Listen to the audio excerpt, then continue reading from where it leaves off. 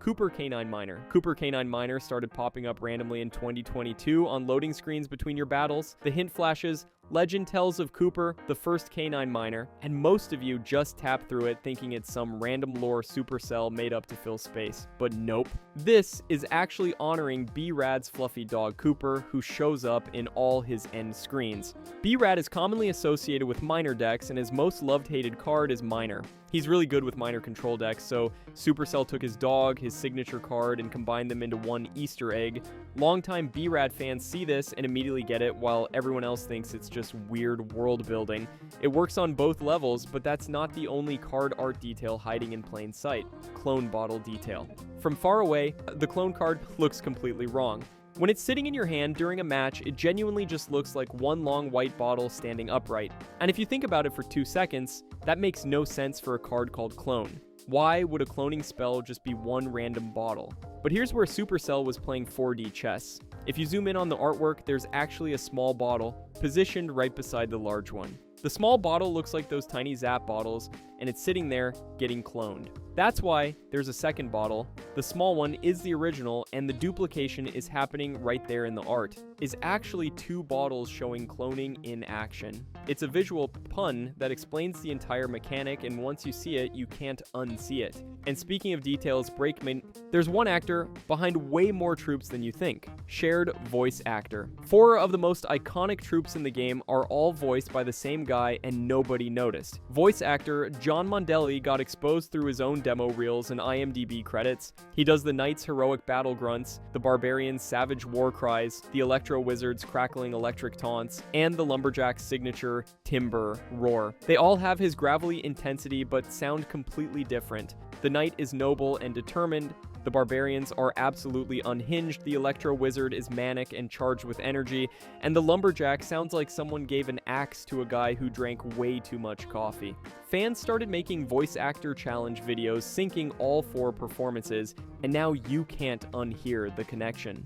But there's another card art mystery that's even more obvious. Goblin Gang card art. This card has been trolling players with incorrect artwork since 2017. When you deploy Goblin Gang, you get 6 goblins, 3 melee knife guys, and 3 spear throwers. Except the official artwork only shows 5 goblins huddled together. This isn't a perspective trick where one's hidden. There are genuinely only 5 goblins rendered. Some Redditors joke that the 3rd spear goblin is the one taking the picture. Then in June 2017, they nerfed it down to just 2 spear goblins, bringing the total to 5 troops. Suddenly, the splash art was accidentally correct for the first and only time.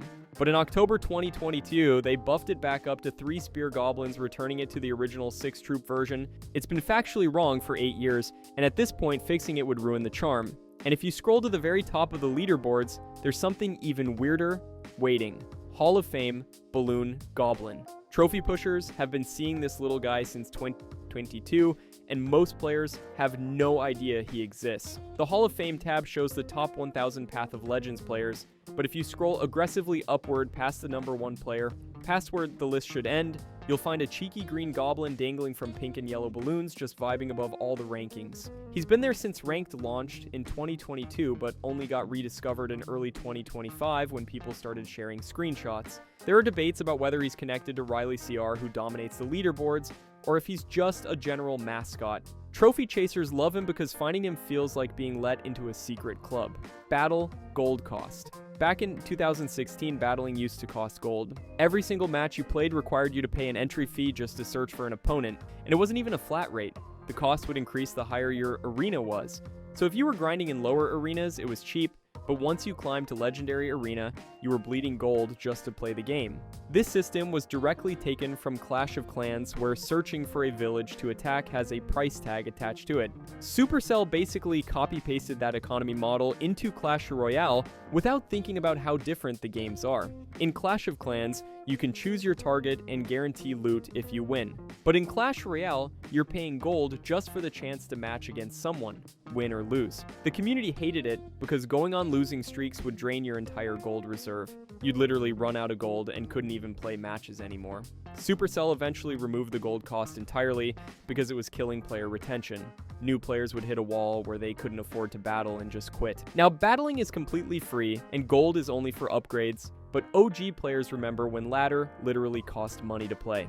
Gem Rush event. You're probably familiar with Gold Rush since it comes around twice a month and lets you grind extra gold from battles. But did you know Gem Rush used to be a thing? It only happened once in the game's entire history and gave out 250 free gems if you completed all the challenges. The community went absolutely crazy for it because gems are premium currency and getting that many for free was insane. But after that single event, Supercell confirmed they have zero plans on ever doing Gem Rush again.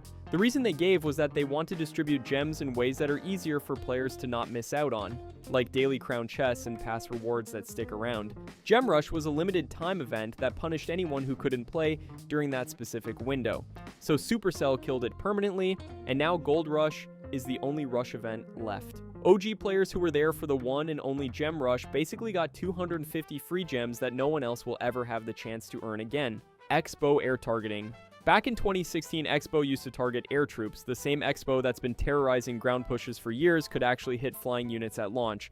This came straight from Clash of Clans, where Expo has a button that switches between ground only and air and ground targeting modes. Supercell copied that into Clash of Royale, but quickly realized it was absolutely broken. Expo already locked onto towers from across the map, and letting it also shred minion hordes and balloons made it way too versatile. So they nerfed it to ground only permanently. But here's the crazy part.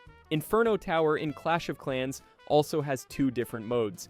Single target that ramps damage on tanks, and multi-target that melts swarms. Clash Royale only ever got the single target version. But with evolutions being added to the game now, could we finally see a multi-target Inferno Tower evolution? Imagine an evolution that lets it switch between melting Golem pushes and instantly deleting skeleton armies. That would completely flip the defensive meta and bring a Clash of Clans mechanic that Clash Royale players never got to experience: log lore. The log isn't just a spell, it's the result of the Lumberjack's biggest accident. Official animations from 2017 show the Lumberjack in the forest chopping trees with his rage bottle on his belt. He botches one chop and accidentally knocks over his rage vial, dousing a felled log with the glowing pink liquid. The rage seeps into the wood, and suddenly, this dead tree becomes sentient and filled with fury. This created the log's high-speed tumble attack that barrels across arenas, knocking troops skyward. The log is basically a pissed-off tree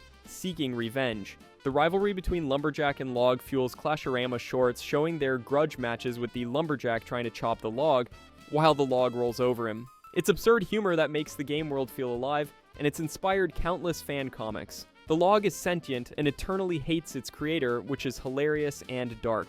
And speaking of royal families, Supercell finally confirmed who's related to who.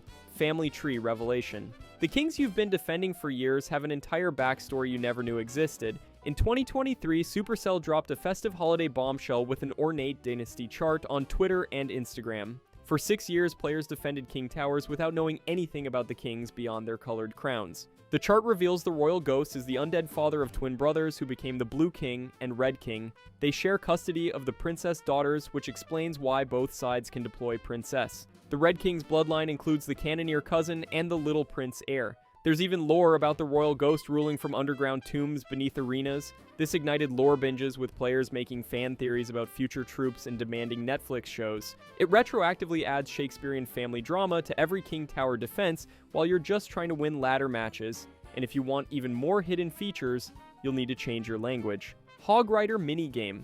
There's a fully functional minigame inside Clash Royale that has nothing to do with card battles. It launched in 2018 for Chinese New Year and somehow still works globally. You switch your language to Chinese, hit News Royale during events, or use archived links the community shares, and you're suddenly playing an endless runner. You control the Hog Rider doing double jumps over arrow barrages, bomb pits, and log barriers while collecting coins for high scores. It has pixel-perfect controls and escalating speeds like Temple Run.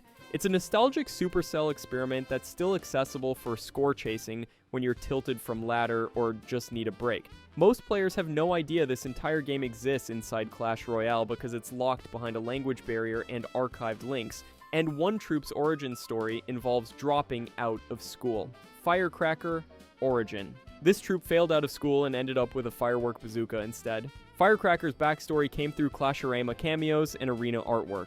She's a dropout from the Archer Academy, where troops like archers and magic archer trained. She couldn't handle the rigid discipline and stuffy traditional combat training, so she ditched the longbows and joined the Rascals' rowdy forest crew with a jury-rigged firework bazooka she either built herself or stole from goblins. Her weapon launches piercing spark barrages that shred swarms and whittle towers with splash damage. Environmental details in Rascal's hideout show murals implying gang affiliations, positioning her as part of an outlaw network in the woods. Her shotgun spread and 3 elixir cost cemented her in bait metas. The lore positions her as the spark-igniting outlaw evolution, proving dropping out can lead to explosive success in Clash Royale's weird world. And she's not the only Forest Gang member with hidden voice lines. Boss Bandit Easter egg, deploy this champion on the right arena, and she'll start talking to her crew. This appeared in April 2025's Forest Update.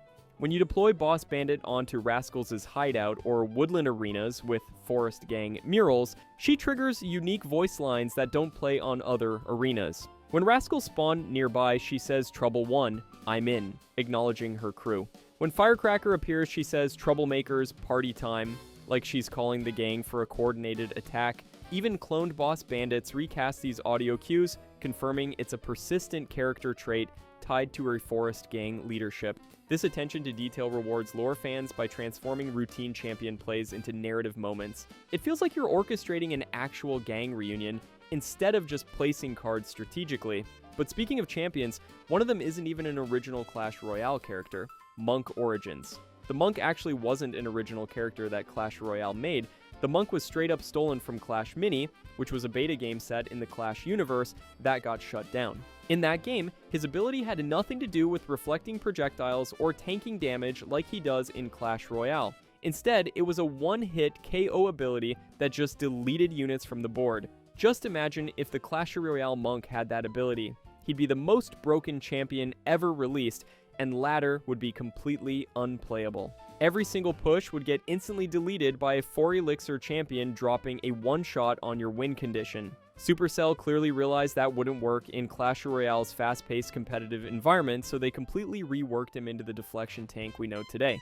But it's wild that one of the most popular champions in the game is actually a recycled character from a dead beta game that most players never even heard of, Goblin Queen ability icon. Most of you probably never paid attention to the Goblin Queen ability icon, but I don't blame you for that. However, this ability icon was actually stolen from Clash Mini, just like the Monk was. It used to be a profile avatar in Clash Mini and had a bit of a different look before Supercell added hair and glasses to adapt it for Clash Royale. The base design is identical, they just slapped some extra details on it and called it a day. The Goblin Queen appeared during a temporary game mode called Goblin Queen's Journey, where she replaced the King Tower and came with baby goblins as tower troops. Her abilities let you summon extra goblins, boost their attack speed, and even turn all goblins invisible temporarily. What's funny is some players got more excited recognizing this recycled Clash Mini icon than the actual game mode itself. Supercell really is just pulling assets from their dead game and repurposing them for Clash Royale.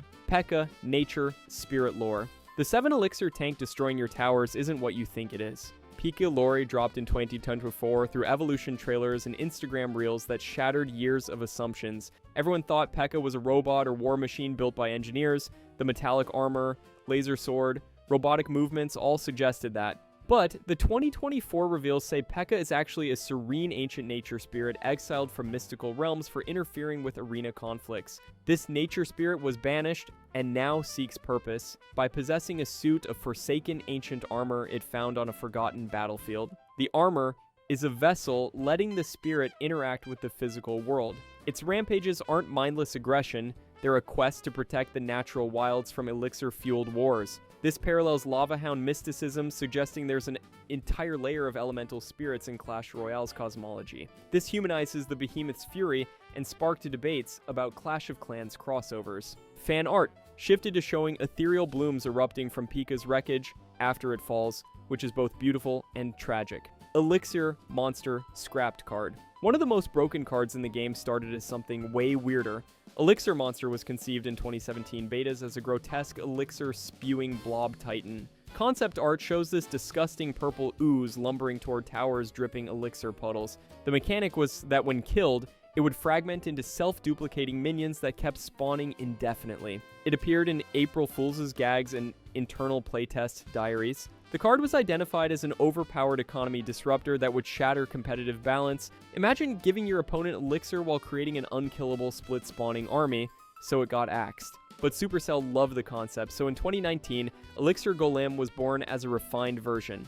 It costs 3 Elixir, but when it dies, it splits into medium golems, then tiny blobs, and your opponent gets 1 Elixir back from mediums and 3 from blobs. This spawned new chip strategies, beat down juggernauts, and bait revolutions. The original concept echoed in 2025 Clan Voyage events. It's proof Supercell doesn't throw away ideas. They refine them until they break the meta in a balanced way.